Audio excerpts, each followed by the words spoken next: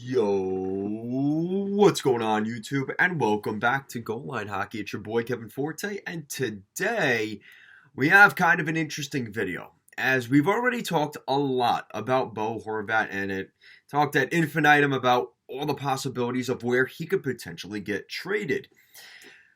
But with the recent success of a current team right now in the Central Division, there's been a lot of suspicion and a lot of links between the Dallas Stars and the Vancouver Canucks pending UFA captain.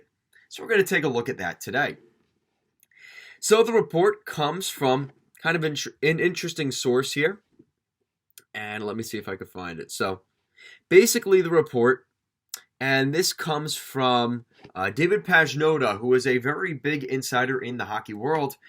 He said that the Dallas Stars, the New York Rangers, the Toronto Maple Leafs, the Colorado Avalanche, and the Vegas Golden Knights have all been linked to forward Bo Horvat. Now, some of those teams aren't the most shocking, as Colorado and the New York Rangers have kind of been at the forefront of this conversation. But two teams that have kind of grown some interest in my eyes, and a little bit of interest there, the Leafs are in the mix, but the only reason I don't think the Leafs will get too far in negotiations is I don't think Kyle Dubas can justify the package it's going to cost for a guy like Horvat, for him to play on potentially at best the second power play and the penalty kill, and maybe not even getting top six ice time.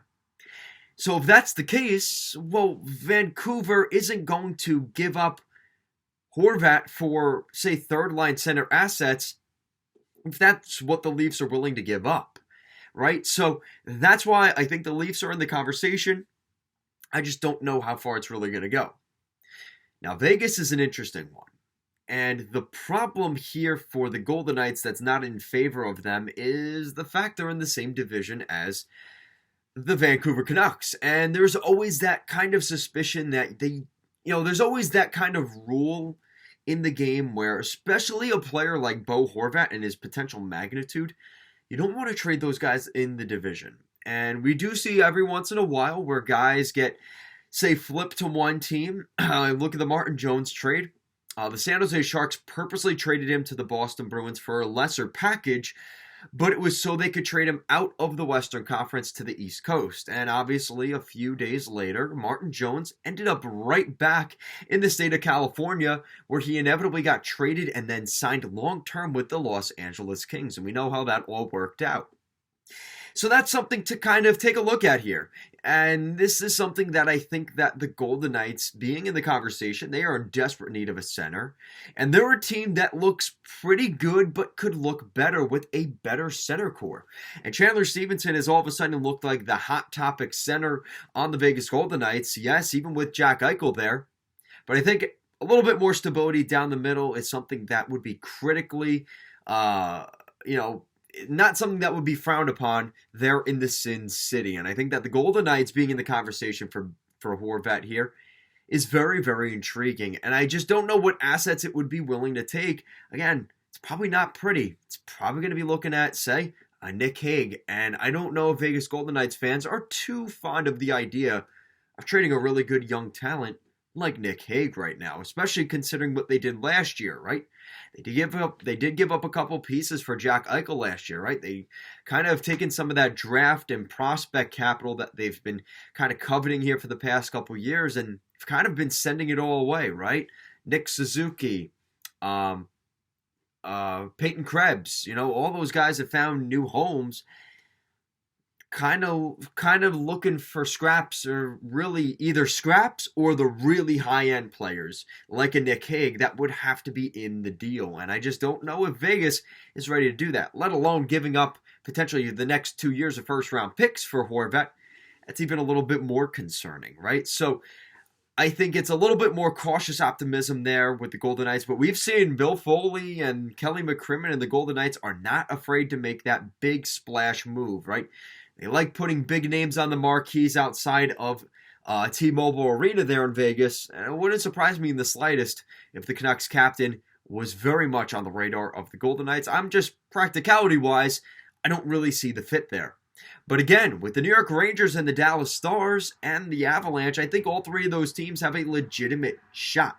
And the reason for the Stars is they do have some players that are kind of mediocre and could develop into more. And that's something that could draw interest to the Canucks. And the fact that they're not in the division, yes, they're in the same conference, but is that enough for, if the package is good enough, can the Canucks justify that move? I think they could if the deal is right. And, we've been hearing rumors that there's maybe the suspicion they could be willing to move out one of those young defensemen. Say, I know, the idea isn't really ideal, but it's something to consider.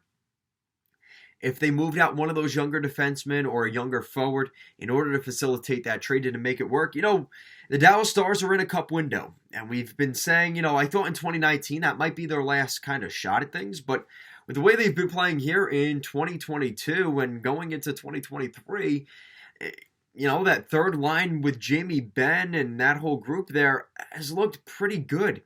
And you look at the idea of Bo Horvat coming into Dallas.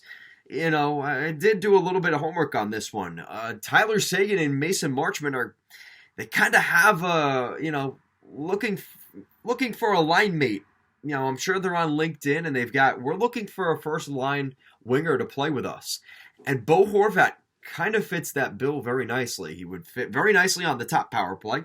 And he would also fit very nicely on the top line of this Dallas Stars team. So the Dallas Stars, Jim Nill, who is a general manager who is fairly conservative in his moves, but is very much, when he makes the big move, he kind of doubles down on it, right? We've seen that pay off, and we've also seen that kind of backfire. So I think when you look at this kind of situation, I think Bo Horvat is very much a fit there in Dallas and kind of fits what the Dallas Stars are all about as well. And you consider the fact that they've got some bigger boys on that team. Bo Horvat definitely would fit the bill. And I think that playoff Bo Horvat would be kind of interesting. We haven't seen a ton of playoff Bo Horvat, but in the games he's been in the playoffs, he's actually performed quite well in his career in the green and blue with the Vancouver Canucks. So I think the Dallas Stars are honestly my best fit in terms of the three teams here that I have that are really the most legitimate options for Bo Horvat. I think the Dallas Stars right now, in my opinion, practicality-wise and just having the right assets and just really overall the front-runner team, I would say is the Dallas Stars. So let me know what you guys think down below. Leave some mock trades for Bo Horvat as we have a new little spin here on the Vancouver Canucks captain or soon-to-be ex-captain. Let me know what you guys think down below. Leave some mock trades where you guys think Horvat will end up. Guys, thank you so much for watching this video, and I will see you again next time.